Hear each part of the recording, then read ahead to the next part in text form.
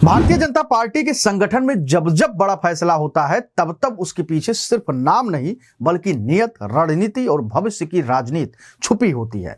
हालिया राष्ट्रीय अध्यक्ष और उत्तर प्रदेश के प्रदेश अध्यक्ष की नियुक्ति सिर्फ 2 पदों की भरपाई नहीं थी, बल्कि यह एक साथ कई दिग्गज नेताओं को साइडलाइन करने का संकेत भी माना जा रहा है। कहा जा रहा है कि इस फैसले की सबसे बड़ी चोट उन नेताओं को लगी है जिन्हें आरएसएस पसंद करता था और जिनका जनाधार जनता के बीच में मजबूत माना जाता है, जैसे शिवराज सिंह चौहान, वसुंधरा राजे, नितिन गडकरी और संजय जोशी। इतना ही नहीं, सियासी गलियारों में यह भी चर्चा तेज है कि यह पूरी कवायद भविष्य में योगी आदित्यनाथ पर शिकंजा कसने की तैयारी का हिस्सा हो सकती है। सवाल सिर्फ इतना नहीं है कि अध्यक्ष कौन बना, सवाल यह है कि किसकी चली इस पूरे मिशन में, किसे किनारे कर दिया गया और अगला नंबर किसका हो सकता है। उत्तर प्रदेश में प्रदेश अध्यक्ष की नियुक्ति के बाद सियासी तापमान एक बार फिर से चढ़ गया है। सवाल सिर्फ संगठन का नहीं है, सत्ता संतुलन का भी है। चर्चा है कि दिल्ली, खास तौर पर अमित शाह अब सीधे सीधे योगी आदित्यनाथ पर नहीं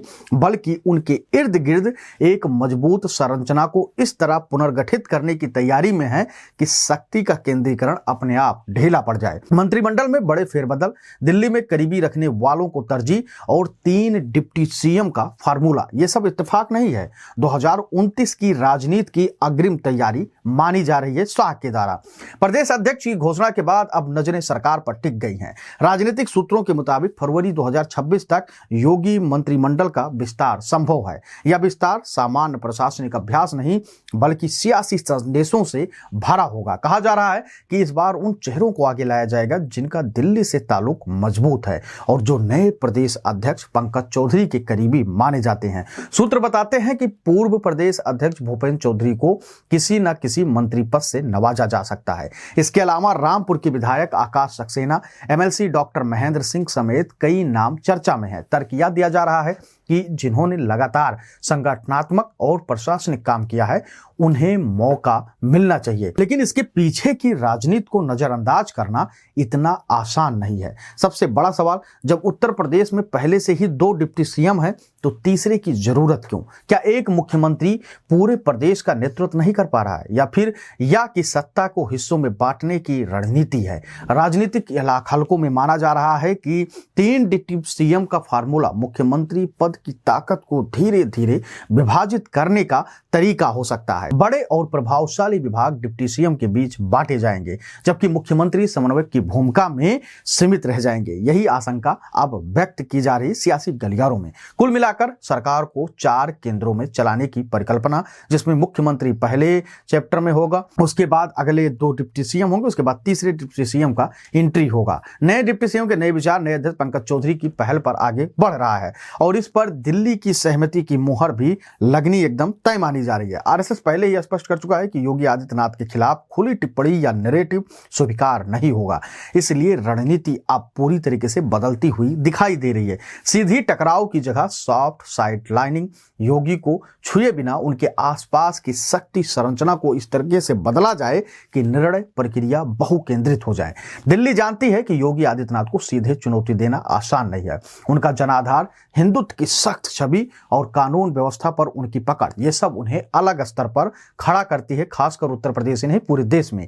यही वजह है कि टकराव की बजाय संतुलन की भाषा अपनाई जा रही है। योगी की लोकप्रियता सिर्फ उत्तर प्रदेश तक सीमित नहीं रही है, देश के दूसरे हिस्सों में भी उनका प्रभाव और असर बढ़ा है।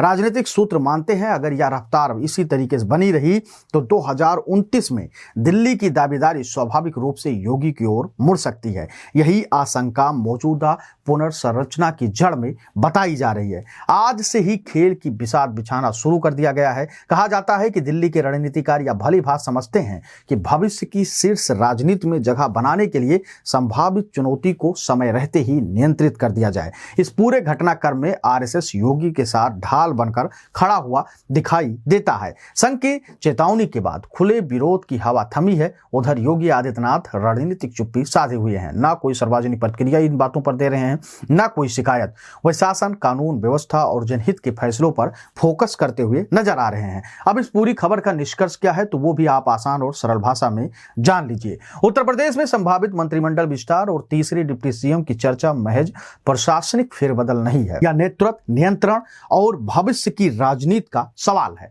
क्या यह सरकार को ज्यादा संतुलित बनाने की कोशिश है या फिर मुख्यमंत्री की ताकत को चरणबद्ध तरीके से कम करने की रणनीति है? जवाब अभी साफ नहीं है, लेकिन इतना तय है कि 2027 से पहले और 2029 की ओर बढ़ते कदमों में उत्तर प्रदेश और योगी आदित्यनाथ बीजेपी की सबसे बड़ी सियासी प्रयोगशाला बने रहेंगे।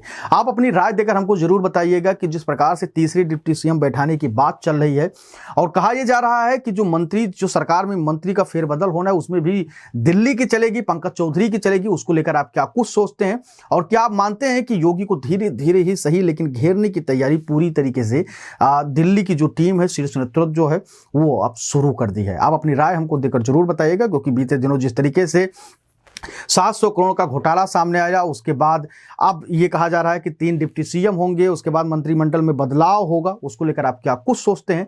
आप अपनी राय हमको जरूर दीजिएगा, क्योंकि आपकी राय बेहद महत्वपूर्ण होती है। तमाम चैनल्स, तमाम जगह इस बातें चल रही हैं कि तीसरी डिप्टी सीएम को जल्द ही कुर्सी पर बैठाया जा सकता है। आपकी राय हमको जरूर दीजिएगा। धन्यवाद।